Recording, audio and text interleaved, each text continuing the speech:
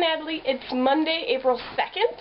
I'm making this video really fast because I have to be at work tonight. Last night I went to the Canton Palace Theater and I saw The Artist, which won Best Picture this year at the Oscars. I really liked it. It was really well done, from the costumes to the lighting to the cinematography to the directing to the acting. It was very reminiscent of Singing in the Rain.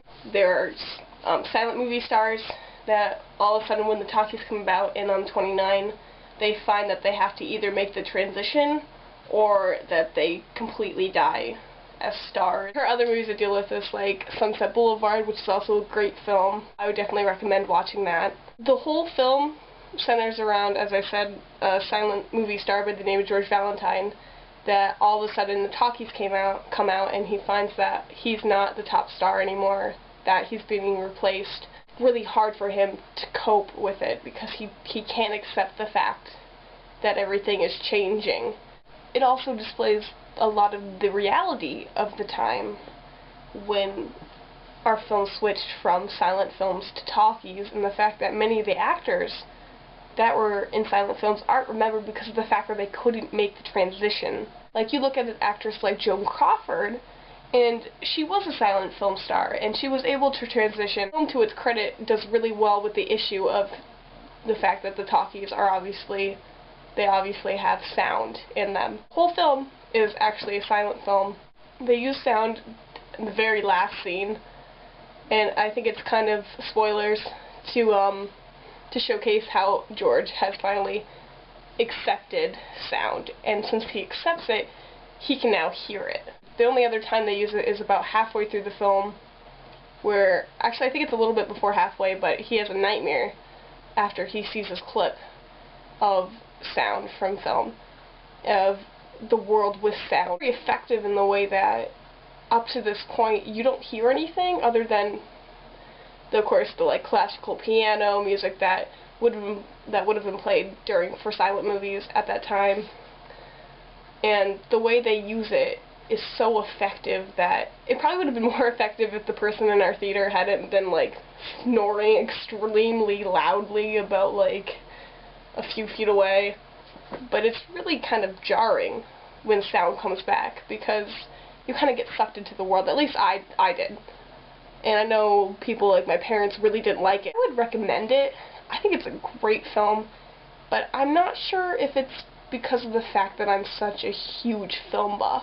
Like, it was so reminiscent of the old silent films, and just kind of, I mean, we were talking about art the other day. They're an art in themselves, the way they're shot, the way they're paced, the use of general dialogue that's pasted on the screen in between shots when you really do you can't portray it through your emotions, but through your acting.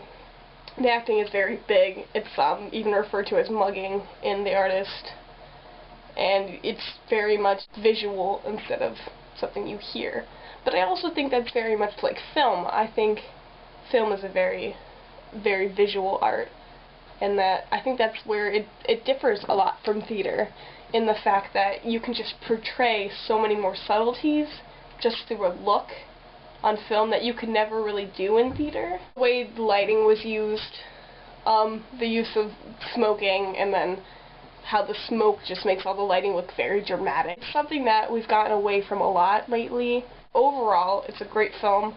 I still recommend it, even if you don't consider yourself a film buff. After silent films, a lot of older films, I don't think a lot of people are in tune with, which is sad because as Americans, I mean, the film industry we have here is so strong, and it affects everyone. How many people have seen Wizard of Oz? Film, for me, is just such a beautiful art form, and it's such an effective art form that reaches so many different people, and that it's something that I love theater for its intimacy and how every time you see it, it's never the same thing, and it's very ever-changing.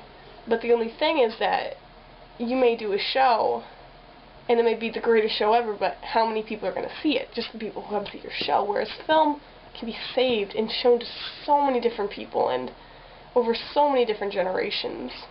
My fact of today is that the actor Edwin Booth is probably considered the greatest American actor of his time and maybe of since our creation, theater-wise. But the fact is that because his brother, John Wilkes Booth, did this horrible, unspeakable, crazy thing, nobody remembers him.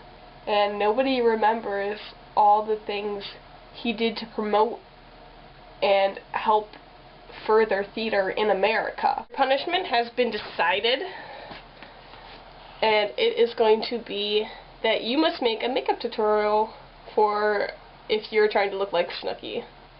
So have fun with that, and if you can do clothes too, that would be awesome.